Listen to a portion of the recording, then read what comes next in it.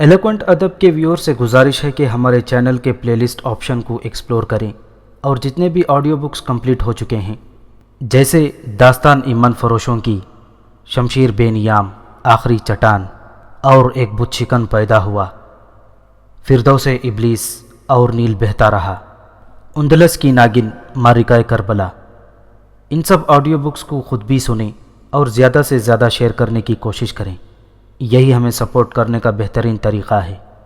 جزاک اللہ۔ بسم اللہ الرحمن الرحیم۔ اگلے روز رات تک قاسم نے بڑی مشکل سے وقت کاٹا۔ رومیل آج اپنے گھر میں ہونے والی دعوت کی وجہ سے جلد گھر آ گیا تھا۔ ڈیمونان کے لیے بریٹا نے عمدہ سے عمدہ کھانے بنائے اور مقدس باپ کے استقبال میں اپنے گھر کو خوب سنوارا اور صاف ستھرا کیا۔ اس نے ڈیمونان کے بیٹھنے کا اہتمام اس کمرے میں کیا جس کے ساتھ والے کمرے سے ڈیمونان کی باتیں سنی جا سکتی تھیں، کیونکہ درمیانی دیوار میں ایک چوبی دروازہ تھا۔ اس نے قاسم کو اس دروازے کے بارے میں بتا دیا اور قاسم کو اطمینان ہوا کہ بریٹا اس کے ساتھ بھرپور تعاون کر رہی ہے۔ سورج غروب ہونے سے کچھ دیر پہلے قاسم کسی کو کچھ بتائے بغیر رومیل کے گھر سے نکل گیا اور کسی قدر فاصلے پر گلی کی نکڑ پر لگے پام کھجور کے درخت کے نزدیک ہو کر کھڑا ہو گیا۔ وہ یہاں بوقت ضرورت پام کے موٹے تنے کی اوٹ سے ڈیمونان کو آتے ہوئے دیکھ سکتا تھا۔ گلی کی نکڑ پر اس کے کھڑے ہونے کا انداز بالکل عام سا تھا۔ گھر میں رومیل نے بریٹا سے پوچھا، ارے یہ مورگن کہاں چلا گیا؟ ابھی تو یہیں تھا۔ وہ کچھ ضروری سامان لینے گیا ہے، ابھی آ جاتا ہے۔ بریٹا جانتی تھی کہ قاسم کس لیے چلا گیا ہے۔ بریٹا نے خود بھی ڈیمونان کے آنے سے پہلے نہا دھو کر نیا لباس پہنا اور دائیں ہاتھ کی انگلی میں مارسی کی انگوٹھی بھی پہن لی۔ وہ تیار ہو کر کمرے میں آئی تو رومیل نے مسکراتے ہوئے کہا، زہ نصیب، آج تو مقدس باپ کی بدولت ہمیں بھی تمہارے جلوے دیکھنے کو مل رہے ہیں۔ بریٹا کھلکھلا کر ہنس دی، لیکن رومیل نے اس کی انگلی میں انگوٹھی دیکھ کر ایک بار پھر پوچھا، ارے یہ کیا؟ یہ اتنی خوبصورت انگوٹھی کہاں سے حاصل کی تم نے؟ خریدی ہے کیا؟ بریٹا نے فوراً اپنی انگوٹھی کو دوسرے ہاتھ سے ٹٹولتے ہوئے جواب دیا، جی ہاں، مناسب قیمت میں مل رہی تھی، میں نے اس کی خوبصورتی دیکھ کر خرید لیا۔ آج بریٹا اور رومیل کا بیٹا سلطان مراد بھی پرستان کا ننھا سا شہزادہ دکھائی دے رہا تھا۔ بریٹا نے ڈیمونان کے لیے بہت سے کھانے بنائے تھے۔ ان میں بکری کی ران، مرغابی اور مارخور کے گوشت کے علاوہ ابلے ہوئے چاول اور خمیری روٹی شامل تھی۔ سورج غروب ہونے سے کچھ دیر بعد حیا صوفیہ کی سفید پردوں والی مخصوص بھگی رومیل کے گھر کے سامنے آ رکی۔ ابھی اندھیرا نہ چھایا تھا۔ قاسم نے پام کے پیچھے سے بھگی سے اترنے والے مہمانوں کا جائزہ لیا۔ سب سے پہلے دو نوجوان راہبائیں بھگی سے اتر آئیں اور ان کے پیچھے جس شخص نے بھگی سے باہر قدم رکھا اسے دیکھ کر قاسم کی تمام حسیات سمٹ گئیں۔ قاسم کے رگو پے میں ایک دم سے غصے اور انتقام کی شدید لہر دوڑ گئی۔ اس کے سامنے اس کا پرانا دشمن ابو جعفر تھا۔ وہ چاہتا تو آگے بڑھ کر ابو جعفر کی جان بھی لے سکتا تھا، لیکن اس نے صبر سے کام لیا۔ ابو جعفر بطریق کے بھاری بھرکم لباس میں تھا۔ یہ آیا صوفیہ کا مخصوص لباس تھا۔ ابو جعفر کے ساتھ آنے والی نوجوان راہبائیں بھی اپنے مخصوص سفید لباس میں تھیں۔ انہوں نے سروں پر سرخ رنگ کے سکارف باندھے ہوئے تھے اور ان کی چال ڈھال سے معلوم ہوتا تھا کہ وہ ابو جعفر کے ساتھ کام کرنے والی اس کی خاص الخاص راہبائیں ہیں۔ یہ لوگ اندر چلے گئے۔ چرچ کی مخصوص بھگی رومیل کے مکان کے سامنے کھڑی تھی۔ بھگی کے کوچوان نے چند قدم آگے بڑھ کر ایک کھلی جگہ اس بھگی کو کھڑا کر دیا اور اپنی نشست کے پیچھے سے سبز چارہ نکال کر گھوڑوں کے آگے ڈال دیا۔ بھگی میں دو صحت مند گھوڑے جتے ہوئے تھے۔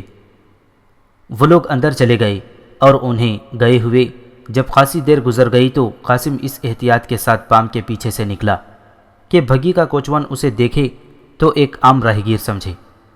قاسم بے پرواہی کے ساتھ چلتا ہوا رومیل کے دروازے کے سامنے آیا اور پھر تیزی سے دیوڑی میں داخل ہو گیا۔ دیوڑی کی مشل ابھی روشن نہ کی گئی تھی۔ قاسم ایک کونے میں سمٹ کر اندر کا جائزہ لینے لگا۔ تمام لوگ نشست کے کمرے میں تھے۔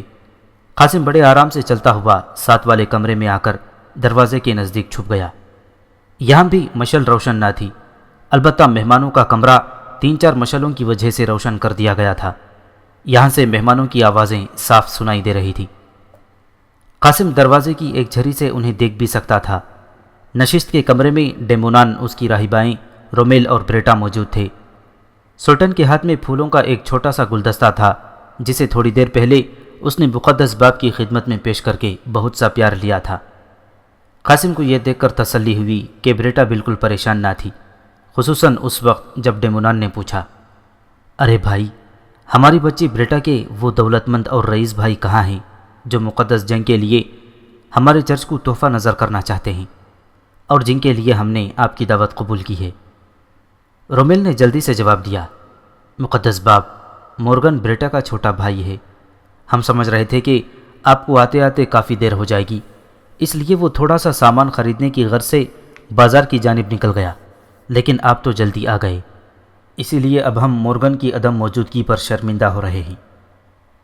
نہیں بچوں، تمہیں شرمندہ ہونے کی ضرورت نہیں، کوئی بات نہیں، ہم ان کا انتظار کر لیتے ہیں۔ ڈیمونان جس وقت یہ بات کر رہا تھا، بریٹا جان بوجھ کر اپنی انگلی میں مارسی کی انگوٹھی گھمانا پھرانا شروع کر دی۔ وہ بظاہر یہ سب کچھ غیر ارادی طور پر کر رہی تھی۔ ڈیمونان کی نظر فوراً مارسی کی انگوٹھی پر جا پڑی، لیکن پہلے پہل اسے کچھ محسوس نہ ہوا۔ بریٹا ڈیمونان کے سامنے احترام سے بیٹھی تھی اور ایک غیر ارادی حرکت کے طور پر اپنی انگلی میں انگوٹھی مسلسل گھما رہی تھی۔ قاسم نے دل ہی دل میں بریٹا کو داد دی اور کچھ دیر بعد وہی ہوا۔ انگوٹھی کو بار بار دیکھنے کی وجہ سے ڈیمونان کے ذہن میں یادوں کے کیڑے رینگنے لگے۔ پھر ایک دم اس کے دماغ میں جھماکا سا ہوا اور اسے مارتھا کی انگوٹھی یاد آ گئی۔ ارے یہ تو وہی انگوٹھی ہے جو البانوی کنیز مارتھا ہر وقت پہنے رکھتی تھی۔ اسے جیسے ہی یہ بات یاد آئی، اس کے دماغ میں چکی چلنے لگی اور اسے حیرت کے جھٹکے لگنے لگے۔ اس نے سوچا، مارتھا کی انگوٹھی بریٹا کے ہاتھ میں کیسے لگ گئی؟ اس کا شاطر دماغ ایک دم چوکنا ہو گیا۔ وہ بریٹا کے اس پرخلوص دعوت کو دوہری نظر سے دیکھنے لگا اور اس سے رہا نہ گیا۔ اس نے بالآخر بریٹا سے پوچھ ہی لیا، عزیز بیٹی، ہم دیکھ رہے ہیں کہ تم اپنے ہاتھ کی انگوٹھی کے ساتھ مسلسل کھیل رہی ہو، ہمیں لگتا ہے تمہیں یہ انگوٹھی بہت عزیز ہے۔ ڈیمونان کے پوچھنے کا انداز اس کی عیار ذہنیت کا غماز تھا۔ بریٹا اپنی کوشش میں کامیاب رہی تھی۔ ڈیمونان مارسی کی انگوٹھی کو پہچان چکا تھا۔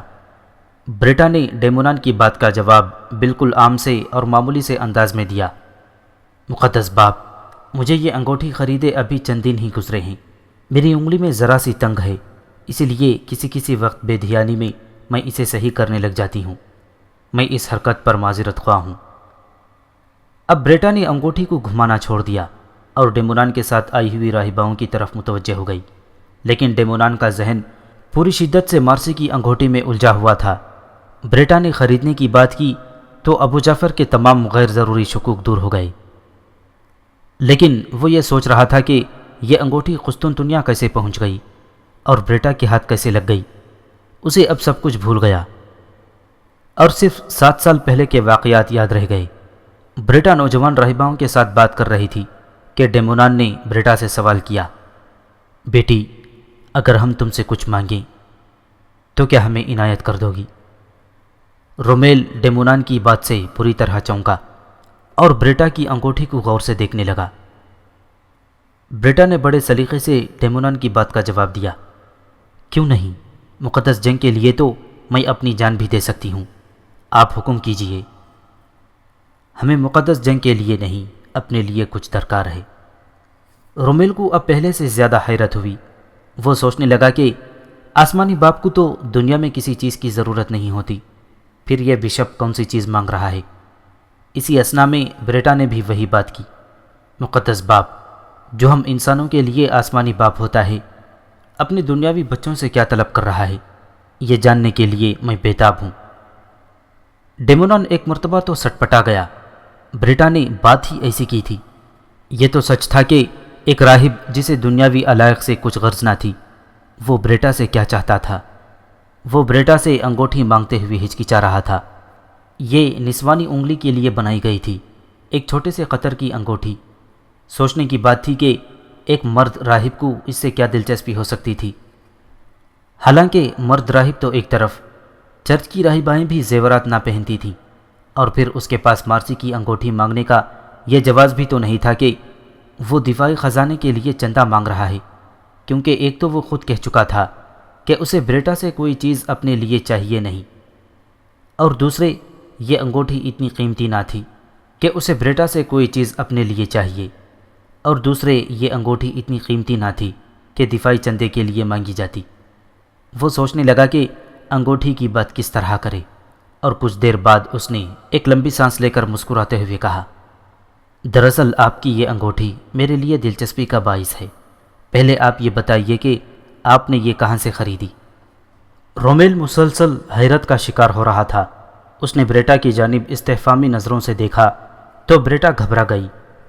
وہ کیا بتاتی کہ اس نے یہ انگوٹھی کہاں سے خریدی ہے، لیکن اس نے اپنی پریشانی ظاہر نہ ہونے دی اور فوراً کہا، یہ انگوٹھی میں نے گزشتہ کرسمس پر غیر ملکی سوداگروں کی ایک دکان سے خریدی تھی۔ اس میں کیا راز ہے مقدس باپ؟ اس میں خاص بات یہ ہے کہ یہ انگوٹھی خداوند یسوع مسیح کی ایک سچی خادمہ کی تھی جو یسوع مسیح کے دین پر قربان ہو گئی، یعنی شہید ہو گئی۔ اس کا نام مارتھا تھا، اس کی ایک بیٹی بھی تھی۔ ڈیمونان اتنا کہہ کر ایک دم خاموش ہو گیا اور قاسم کی سانس سینے میں اٹکنے لگی۔ قاسم تو چاہتا تھا کہ ڈیمونان جلدی کے ساتھ مارسی کے بارے میں سب کچھ بتا دے۔ وہ بے صبری سے پہلو بدلنے لگا۔ ادھر بریٹا بھی بے چین تھی کیونکہ ڈیمونان مارسی کے بارے میں بتاتے بتاتے رک گیا تھا۔ بالآخر بریٹا کو خود ہی بولنا پڑا اور اس نے کہا، مقدس باپ، مجھے تو معلوم ہی نہ تھا کہ یہ انگوٹھی اتنی عظیم ہو سکتی ہے۔ مقدس باپ، میں یہ انگوٹھی آپ کی نظر کرنے کے لیے تیار ہوں، لیکن آپ دین مسیح پر قربان ہونے والی مارتھا کے بارے میں بتاتے بتاتے رک گئے ہیں۔ میں بھی یسوع مسیح کی داسی ہوں۔ آپ مجھے اس عظیم خاتون مارتھا اور اس کی بیٹی کی بابت ضرور بتائیے۔ ڈیمونان بریٹا کی بات سنتے ہوئے گہری نظروں سے اسے دیکھ رہا تھا۔ اس کی آنکھوں میں مکارانہ چمک عود آئی تھی۔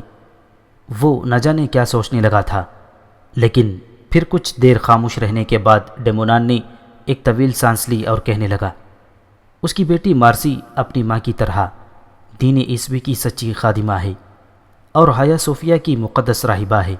میں اسی راہبہ کو تحفہ دینے کے لیے آپ سے انگوٹھی لینا چاہتا ہوں۔ ڈیمونان نے زیر لب مسکراتے ہوئے کہا، اور اس کی بات سن کر بریٹا کے ساتھ رومیل بھی چونک اٹھا۔ بریٹا نے حیرت بھرے لہجے میں دریافت کیا، کیا ہایا صوفیہ کی مقدس راہبہ؟ کیا نام ہے ان کا؟ مقدس باپ، میں اس عظیم ماں کی عظیم بیٹی کی زیارت کرنا چاہتی ہوں۔ سسٹر میری، اس کا نام سسٹر میری ہے۔ گزشتہ 7 سال سے مارسی ہایا صوفیہ میں راہبہ کے فرائض سر انجام دے رہی ہے۔ یہاں اسے مارسی کے نام سے کوئی نہیں جانتا، یہاں سب اسے سسٹر کہہ کر پکارتے ہیں۔ صرف چند پرانے لوگوں کو اس کا اصل نام معلوم ہے۔ چرچ کی دوسری راہبائیں اسے سسٹر میری کہہ کر پکارتی ہیں، یہ اس کا مذہبی نام ہے۔ ڈیمونان کی بات ختم ہونے پر بریٹا نے جذبات سے لبریز لہجے میں کہا، اوہ بیچاری سسٹر میری، میں یہ انگوٹھی ضرور ان کی خدمت میں پیش کروں گی۔ اب ڈیمونان کے ساتھ آئی ہوئی راہباؤں کے چہروں پر بھی حیرت و استعجاب کا نقش تھا۔ بریٹا نے اس گفتگو کے دوران اپنی انگلی سے مارسی کی انگوٹھی اتار لی تھی اور اب وہ اس کے ہاتھ میں تھی۔ بریٹا نے اٹھ کر انتہائی احترام کے ساتھ مارسی کی انگوٹھی ڈیمونان کی خدمت میں پیش کر دی۔ ڈیمونان نے کسی قدر پرجوش انداز میں مارتھا کی اس یادگار انگوٹھی کو تھام لیا۔ کچھ دیر کے لیے کمرے میں خاموشی چھا گئی، پھر ڈیمونان بولا اور اس نے دھیرے دھیرے مارتھا اور مارسی کی کہانی بریٹا کو کسی قدر تفصیل کے ساتھ سنانی شروع کر دی۔ یہی وہ نازک وقت تھا جب قاسم ساتھ والے کمرے میں موجود نہ تھا۔ وہ تو مارسی کا سسٹر میری کی حیثیت سے ذکر سنتے ہی وہاں سے اٹھ گیا تھا۔ اس کے کانوں میں جو ہی مارسی کی زندہ سلامت قسطنطنیہ میں داخل ہونے کی خبر پہنچی، اس کے بدن پر جوش کی وجہ سے ہلکی سی کپ کپی طاری ہو گئی۔ محبوب سے بچھڑنے کا دکھ آج ایک دم سے جوان ہو گیا تھا۔ وہ مارسی سے والہانہ محبت کرتا تھا۔ اس کے تو تصور میں بھی نہ تھا کہ مارسی قسطنطنیہ میں ہوگی۔ وہ تو یہ سمجھ رہا تھا کہ آج سے 7 سال پہلے جب مارسی البانیہ لے جائی گئی تو وہیں کہیں گم ہو گئی ہوگی۔ یہ سن کر کہ مارسی قسطنطنیہ کے چرچ ہایا صوفیہ میں ہے، قاسم کے بدن کا ایک ایک بال کھڑا ہو گیا۔ وہ اپنی مارسی سے مل سکے گا، وہ اپنی مارسی کو دیکھ سکے گا۔ مارسی اس سے مل کر کیسا محسوس کرے گی؟ ان دردناک سوالات کی لذت نے اسے سرشار کر دیا۔ اب اسے ساتھ والے کمرے میں چھپنے کی ضرورت نہ تھی۔ وہ تیزی سے اٹھا اور انتہائی احتیاط کے ساتھ نہ صرف کمرے سے بلکہ مکان سے نکلتا چلا گیا۔ اب اسے اپنا اگلا قدم اٹھانا تھا اور اس کا اگلا قدم ابھی تھوڑی دیر میں ظاہر ہونے والا تھا۔ ادھر کمرے میں وہ نازک لمحہ آ چکا تھا جس نے بریٹا کے سامنے قاسم کی ساری خلی کھول دی تھی۔ قاسم تو جا چکا تھا، لیکن اب مارسی کی اصل کہانی سن کر بریٹا کے قدموں تلے زمین سرکتی جا رہی تھی۔ قاسم نے اتنی لمبی چوڑی منصوبہ بندی کے دوران یہ سامنے کی بات نظر انداز کر دی کہ ڈیمونان جب بریٹا کو مارسی کی اصل کہانی سنائے گا تو قاسم کا پول خود بخود کھل جائے گا، اور اب تو بریٹا کہانی سن چکی تھی۔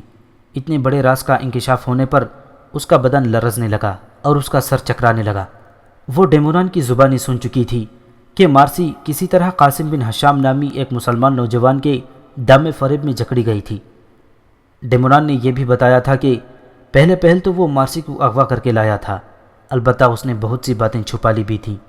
مثلاً اس نے یہ نہیں بتایا تھا کہ ادرنا میں اس وقت وہ ابو جعفر بن کر رہ رہا تھا، اور نہ ہی اس نے یہ بتایا تھا کہ مارتھا کو تو اس نے خود قتل کر کے راستے سے ہٹا دیا تھا۔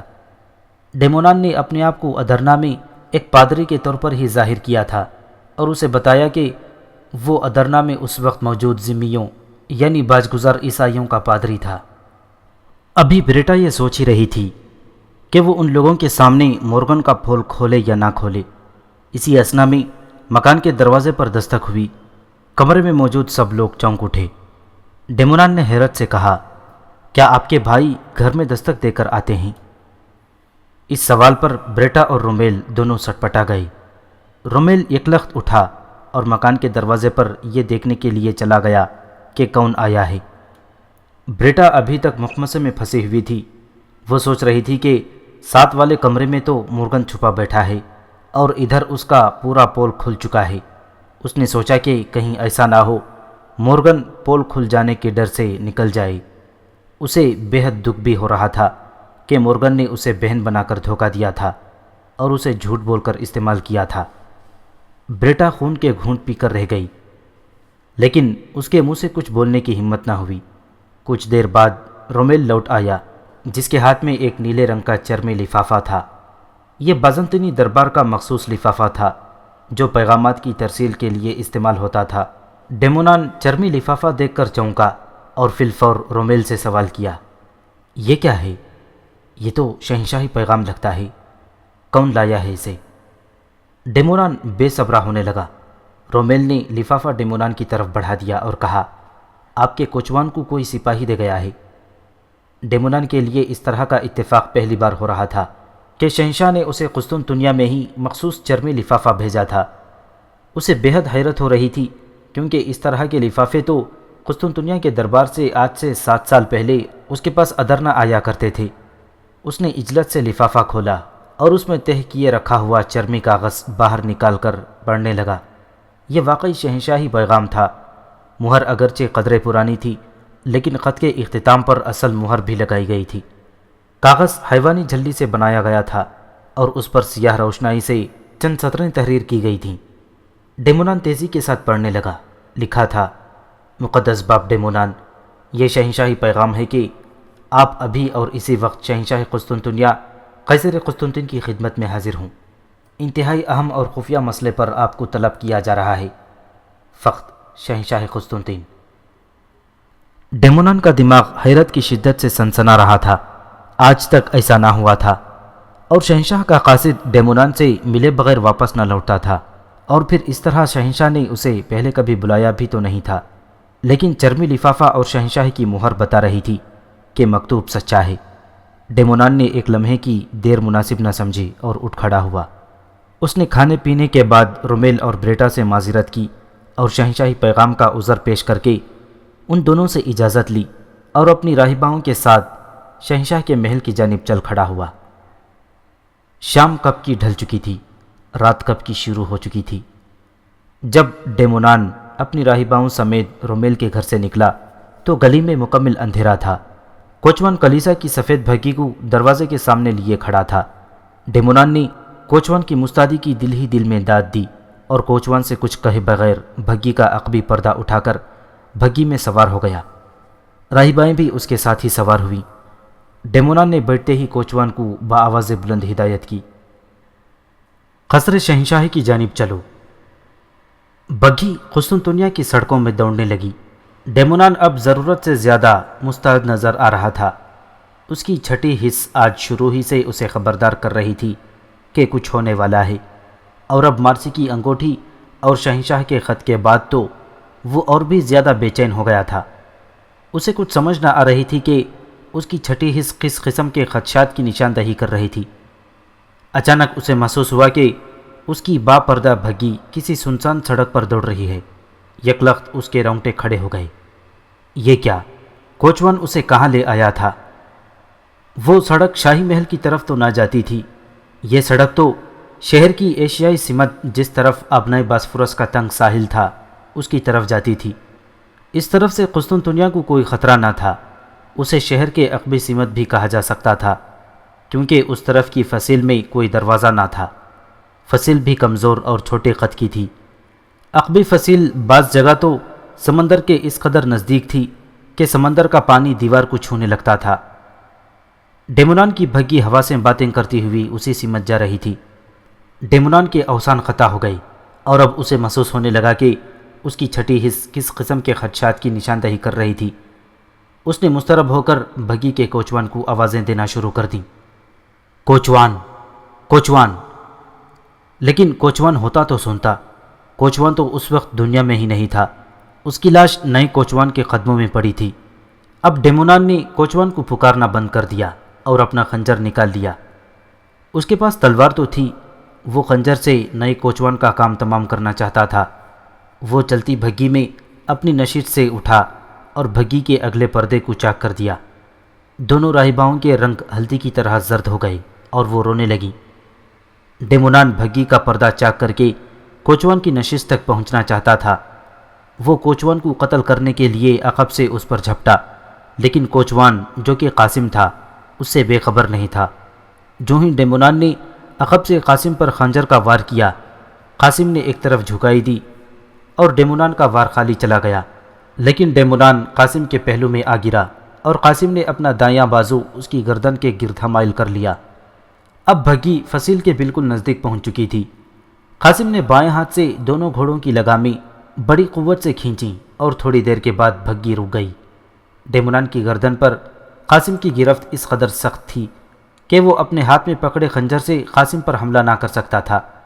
قاسم کے چہرے پر سیاہ رنگ کا نقاب چڑھا ہوا تھا، چنانچہ ڈیمونان قاسم کو پہچان نہ سکا۔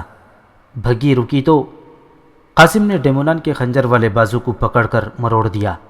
ڈیمونان کا خنجر بھگی کے فرش سے ٹکراتا ہوا نیچے گرا۔ راہبائیں اتنی خوفزدہ تھیں کہ ان کے جسموں میں یہاں سے نکل بھاگنے کی بھی سکت نہیں رہی تھی، اور سب کچھ ہوا بھی تو آنن فانن تھا۔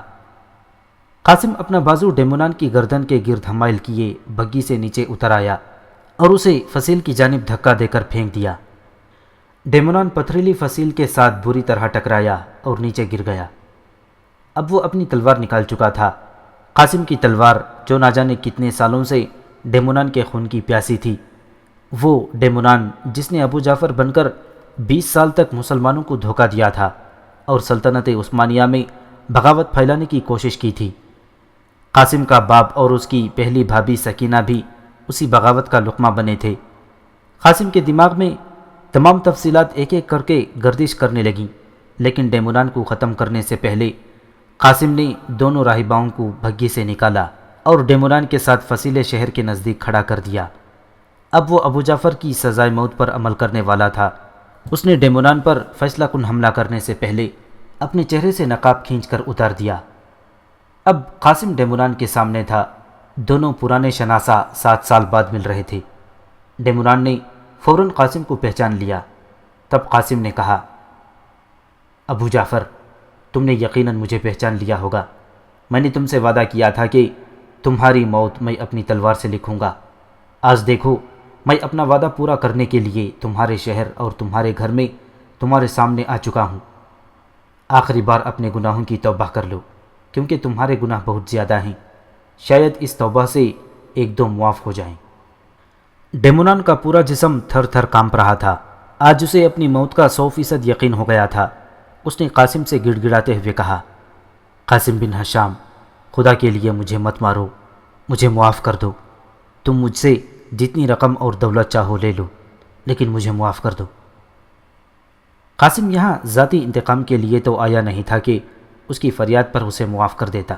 وہ تو ایک بہت بڑا مقصد لے کر آیا تھا جو ڈیمونان کی جان لے کر ہی پورا ہو سکتا تھا۔ چنانچہ قاسم نے ڈیمونان کی فریادوں کی مطلق پرواہ نہ کی اور ایک بھرپور وار سے ڈیمونان کا کام تمام کر دیا۔ ڈیمونان کا سر تن سے جدا ہو کر راہباؤں کے سامنے آ گرا اور بے اختیار ان کی چیخیں نکل گئیں۔ اب قاسم کو ایک ناپسندیدہ کام کرنا تھا۔ اسے دونوں راہباؤں کو بھی ختم کرنا تھا تاکہ اس کا راز فاش نہ ہو جائے اور اس کا بڑا مقصد بھی اچھی طرح سے مکمل ہو سکے۔ چنانچہ اس نے جی کڑا کر کے دونوں راہباؤں کا بھی خاتمہ کر دیا اور پھر وہیں سے واپس لوٹنے سے پہلے قاسم نے ڈیمونان کے لباس کی تلاشی لے کر مارسی کی انگوٹھی واپس نکال لی۔ اس کے بعد قاسم نے ایک انتہائی عجیب کام کیا۔ اس نے اپنی جیب سے رومن کیتھولک چرچ کی مخصوص صلیب نکالی جو سونے سے بنی ہوئی تھی اور چھوٹی زنجیر کے ذریعے گلے میں لٹکائی جانے والی صلیب تھی۔ قاسم نے صلیب نکال کر ڈیمونان کے مردہ ہاتھ میں اس طرح تھما دی جیسے مرنے سے پہلے ڈیمونان نے قاتل کی گردن پر ڈالا ہو، اور پھر کچھ سوچ کر اس نے ڈیمونان کے ہاتھ سے صلیب نکال لی اور دو راہباؤں میں سے ایک راہبہ کے ہاتھ میں تھما دی۔ دراصل اس کی لاش ایسے زاویے پر گری تھی کہ قاتل پر حملہ کرنے کا شک صحیح معنوں میں پیدا ہوتا تھا۔ اب قاسم اپنے کام سے فارغ ہو چکا تھا۔ اس نے اپنی تلوار نیام میں ڈالی اور اپنے لباس کو اتارنا شروع کر دیا۔ اس لباس پر خون کے چھینٹے تھے۔ اس لباس کے نیچے قاسم نے ایک اور لباس پہن رکھا تھا۔ قاسم نے اپنا خون آلود لباس اتارا اور اسے ایک گٹھری میں باندھ کر ہاتھ میں پکڑ لیا۔ اب قاسم نے بھگی کا ایک گھوڑا کھولا اور اس پر سوار ہو گیا۔ اگلے لمحے وہ واپس شہر کی جانب جا رہا تھا۔ شہر کے درمیان سے گزرتے ہوئے قاسم نے اپنے ہاتھ میں پکڑے ہوئے لباس سے چھٹکارا حاصل کرنے کے بارے میں سوچا۔ کچھ دیر بعد وہ شہر کے گندے نالے پر سے گزر رہا تھا جس میں شہر بھر کا گندا پانی ہر وقت بھرا رہتا تھا۔ قاسم نے نالے کے اوپر سے گزرتے ہوئے ہاتھ گھما کر گٹھری کو نالے میں پھینک دی۔ کچھ دیر بعد بھگی کا گھوڑا بھی اس نے ایک تاریک گلی میں آوارہ چھوڑ دیا۔ اب ماں سوائے اس خونالود تلوار کے جو قاسم کے نیام میں تھی، قاسم کے خلاف کوئی نشان نہ تھا۔ قاسم نے سوچا کہ تلوار کو گھر جا کر صاف کر لے گا۔ قاسم کو معلوم نہ تھا کہ بریٹا کے دل پر کیسا انقلاب گزر چکا ہے۔ بریٹا تو اس کی اصلیت جان چکی تھی، لیکن قاسم بے خبری کے عالم میں گھر کی جانب ہی چل کھڑا ہوا۔ آج قاسم نے اپنے پیچیدہ منصوبے کے پہلے حصے کو پوری طرح سر انجام دے دیا تھا۔ قاسم نے آج حقیقی پھرتی تو اس وقت دکھائی تھی جب وہ مارسی کا ذکر سننے کے بعد گھر سے نکل آیا تھا۔ سب سے پہلے اس نے شہنشاہ کا جعلی خط کوچوان کو دے کر کہا کہ وہ اسے فادر ڈیمونان تک پہنچا دے، اور پھر یہ جعلی خط بھی حقیقت میں شہنشاہ کا ہی ایک پرانا خط تھا جو آج سے 7 سال پہلے شہنشاہ نے ڈیمونان کو ادرنا ارسال کیا تھا۔ اس وقت قاسم ادرنا میں شاہی سراغ رسان تھا اور یہ خط اس وقت اس کے ہاتھ لگا تھا جب ڈیمونان ادرنا سے فرار ہو چکا تھا۔ قاسم نے کل ہی یہ خط اپنے سامان سے نکالا اور ایک تیز دھار چاقو کی مدد سے اس پر لگی ہوئی سطریں کھرچ دیں۔ اس کے بعد قاسم نے سیاہ روشنائی سے لاطینی زبان میں نئی سطریں لکھیں، اور اس طرح قاسم نے شہنشاہ کے 7 سال پرانے خط سے بہت اہم کام نکال لیا تھا۔ قاسم نے خط کوچوان کے حوالے کیا اور خود بھگی کے پاس ہی چھپ کر کوچوان کو دیکھنے لگا۔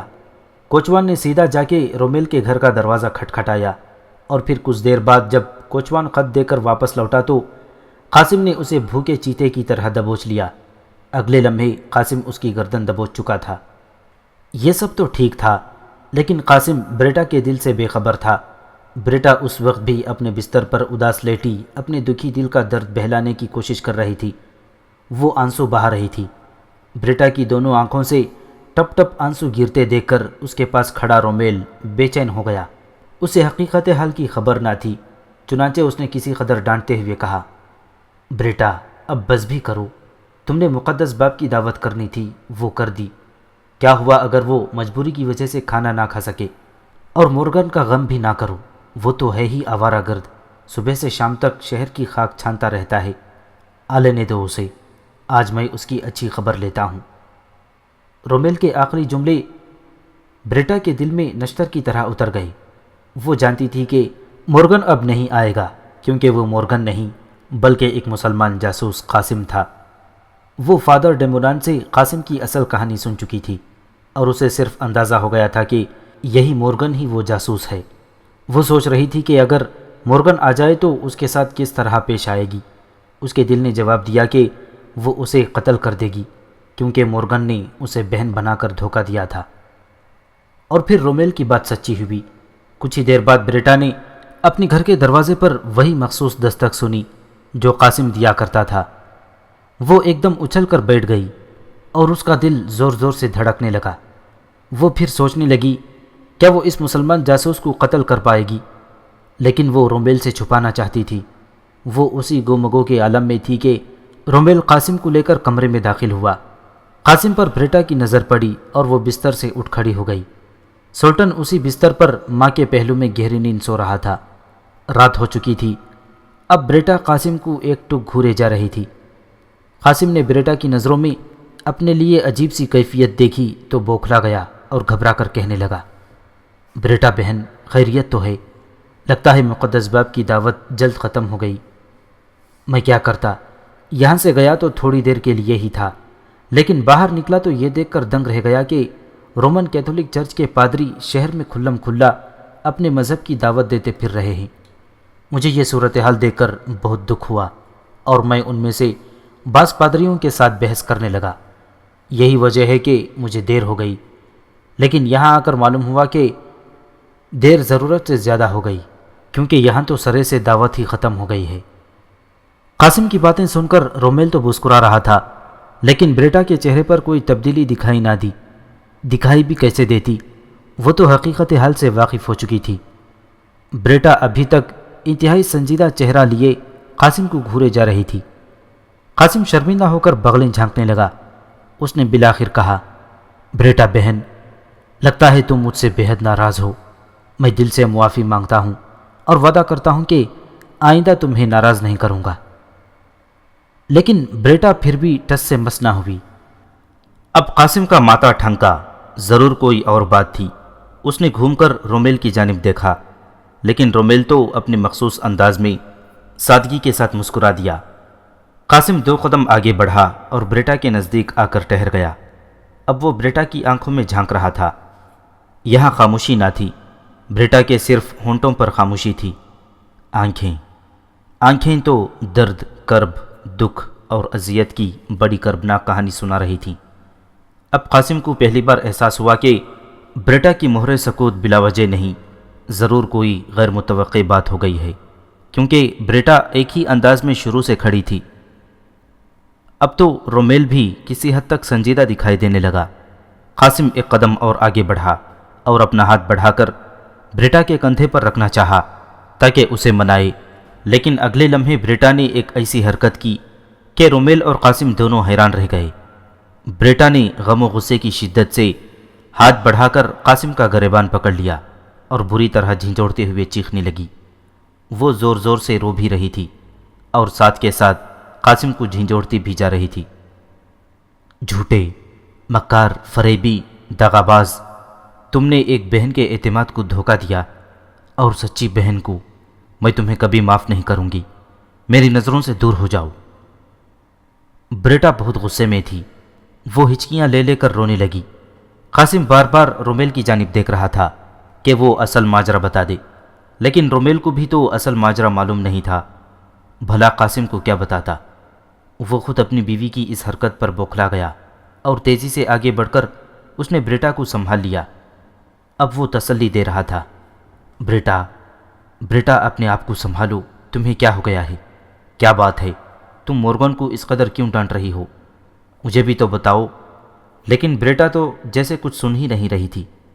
اس نے رومیل کے سنبھالنے پر قاسم کا گریبان چھوڑ دیا، لیکن اب وہ خود بلند ہچکیاں لے لے کر رو رہی تھی، اور پھر وہ دوبارہ بستر پر بیٹھ گئی۔ رومیل بھی اس کے نزدیک بیٹھ گیا۔ اتنے میں قاسم نے کہا، لگتا ہے بریٹا بہن کی طبیعت ناساز ہے، انہیں اپنے دل کی بھڑاس مجھ پر نکال لینے دیں۔ انہیں مجھ پر غصہ ہے، آپ انہیں غصہ اتارنے دیں۔ رومیل نے ایک بے نام سی نظر کے ساتھ قاسم کو دیکھا۔ قاسم کو بہت عجیب سا لگا۔ بریٹا کی ہچکیاں رک گئی تھیں اور وہ سسکیاں لے رہی تھی۔ قاسم نے اپنے آپ کو وہاں غیر ضروری محسوس کیا اور وہاں سے نکل آیا۔ وہ اپنے کمرے میں آیا اور اس نے سب سے پہلے اپنی تلوار نیام سے نکالی اور اسے سب کی نظر سے بچا کر اچھی طرح دھو لیا۔ اب وہ بالکل صاف تھا۔ اس نے ابو جعفر کے قتل کا آخری نشان بھی مٹا دیا تھا۔ اس کام سے فارغ ہو کر اس نے تلوار نیام سمیت دیوار پر لٹکائی اور خود بڑی فکر مندی کے ساتھ بستر پر دراز ہو گیا۔ وہ گھر واپس آ کر اور بریٹا کا رویہ دیکھ کر بے حد پریشان ہو گیا تھا۔ یا الہی، یہ کیا ماجرا ہے؟ وہ سوچنے لگا، آخر بریٹا کو کیا ہو گیا تھا؟ لیکن اسے کوئی جواب سجھائی نہ دیا۔ اسی فکر مندی کے عالم میں دیر تک اسے نیند نہ آئی، اور پھر جب اسے نیند آئی تو وہ سب کچھ بھلا کر نیند کی حسین وادی میں چلا گیا۔ بریٹا نے بہت زیادہ رو لیا تھا اور اس کے من کی بہت سی بھڑاس آنسوؤں کے ذریعے نکل چکی تھی۔ وہ دیر تک روتی رہی۔ رومیل اس کا سر اپنے زانوں پر ٹکائے اس سے پوچھ رہا تھا کہ آخر اس قدر رونے اور مورگن پر غصہ کرنے کی وجہ تو ہوگی، لیکن بریٹا نے رومیل کو کچھ نہ بتایا، صرف اتنا کہہ کر خاموش ہو گئی، رومیل بس مجھے لیٹنے دو، میرے سر میں شدید درد ہو رہا ہے۔ رومیل نے بریٹا کو آرام سے بستر پر لٹا دیا اور پیار سے اس کا سر دبانے لگا۔ تھوڑی ہی دیر میں بریٹا سو چکی تھی، لیکن رومیل کو نیند نہیں آ رہی تھی۔ وہ بار بار کروٹیں بدل رہا تھا۔ اس کے ذہن میں بریٹا کے الفاظ گونج رہے تھے، جھوٹے، مکار، فریبی، دھوکے باز، تم نے ایک بہن کو دھوکہ دیا ہے۔ وہ سوچ رہا تھا کہ آخر مورگن نے بریٹا کو کیا دھوکہ دیا ہے۔ وہ دیر تک کروٹیں بدلتا رہا اور پھر وہ بھی خواب خرگوش میں کھو گیا۔ لیکن آدھی رات کے قریب رومیل کی آنکھ کھل گئی۔ اس نے کروٹ بدلی تو یہ دیکھ کر حیران رہ گیا کہ اس کی بیوی اپنے بستر پر نہیں تھی۔ بریٹا کہاں گئی؟ اس نے سوچا، اور پھر نہ جانے اس کے دل میں کیسا وسوسہ پیدا ہوا کہ اٹھ کر بیٹھ گیا اور انتہائی احتیاط سے آواز پیدا کیے بغیر اپنے کمرے سے نکل گیا۔ وہ بریٹا کو دیکھنا چاہتا تھا اور اس کا دل اسے بتا رہا تھا کہ کوئی نہ کوئی گڑبڑ ضرور ہے۔ وہ سب سے پہلے سیدھا مورگن کی کمرے کی جانب بڑھا اور یہ دیکھ کر اس کا دل دھک سے رہ گیا کہ بریٹا سچ مچ مورگن کے کمرے میں موجود تھی۔ رومیل کے دل میں طرح طرح کے وسوسے جنم لینے لگے۔ اس نے انتہائی احتیاط سے نپے تلے قدم اٹھانا شروع کر دیے تاکہ آواز پیدا نہ ہو۔ کچھ دیر بعد وہ قاسم کے کمرے کی کھڑکی سے باہر موجود تھا۔ یہاں سے وہ کمرے کے اندر دیکھ سکتا تھا۔ کمرے میں مشعل روشن تھی۔ رومیل نے دیکھا کہ بریٹا قاسم کے بستر کے نزدیک کھڑی تھی اور قاسم ابھی تک بستر پر ہی لیٹا ہوا تھا۔ رومیل کا دل یہ منظر دیکھ کر بہت تیزی کے ساتھ دھڑکنے لگا۔ اس کی سانسیں اپنے سینے میں اٹکتی ہوئی محسوس ہوئیں۔ وہ مشعل کی روشنی میں اندرونی منظر پر غور کرنے لگا۔ اس نے دیکھا کہ بریٹا اب قاسم پر جھک رہی تھی اور پھر وہ قاسم کے سینے کی جانب جھکی ہوئی دکھائی دینے لگی۔ رومیل کے ہونٹ اور حلق خشک ہو گئے۔ بریٹا قاسم کے سینے پر جھک کر نہ جانے کیا کر رہی تھی، اور پھر اچانک بریٹا سیدھی ہوئی، اس کا دایاں ہاتھ فضا میں بلند ہوا۔ رومیل کو بریٹا کے ہاتھ میں ایک چمکدار خنجر کی جھلک نظر آئی، لیکن اگلے لمحے وہ کچھ نہ کر سکتا تھا کیونکہ بریٹا خنجر کا وار کر چکی تھی۔ بریٹا اپنے منہ بولے بھائی قاسم کے سینے پر خنجر کا وار کر چکی تھی۔ رومیل نے آنکھیں بند کر لیں۔ اسے دیکھا نہ گیا کہ مورگن جیسے بہترین سپاہی کو یوں ایک عورت بے خبری میں قتل کر دے، لیکن اب وہ کچھ نہ کر سکتا تھا۔ وہ تو کچھ اور جان کر یہ سب کچھ دیکھنے آیا تھا، لیکن یہاں تو کہانی ہی کچھ اور تھی۔ بریٹا نے مورگن کو قتل کر دیا تھا، لیکن یہ کیا؟ رومیل کو ایک اور منظر دکھائی دیا۔ قاسم بچ گیا تھا۔ جس وقت بریٹا ایک بہن کی حیثیت سے قاسم کا ماتھا چومنے لگی تھی، اسی وقت قاسم کی آنکھ کھل گئی تھی، لیکن وہ بے حس و حرکت پڑا رہا۔ اور جس وقت بریٹا ایک عیسائین بن کر مسلمان جاسوس کو قتل کرنے جا رہی تھی، قاسم نے پوری طرح سے آنکھیں کھول دیں اور بریٹا کا خنجر والا ہاتھ پکڑ لیا۔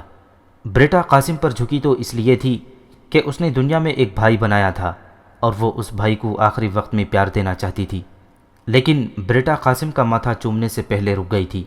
اسے خیال آیا کہ چالاک قاسم جاگ نہ جائے۔ اس نے اپنا ارادہ بدل دیا اور دل پر پتھر رکھ کر دین مسیح کے اس دشمن کا کام تمام کرنے کے لیے وار کر دیا، لیکن قاسم تو پہلے ہی جاگ چکا تھا۔ چنانچہ قاسم نے بر وقت اس کا ہاتھ روک لیا اور مسکراتا ہوا اٹھ کر بیٹھ گیا۔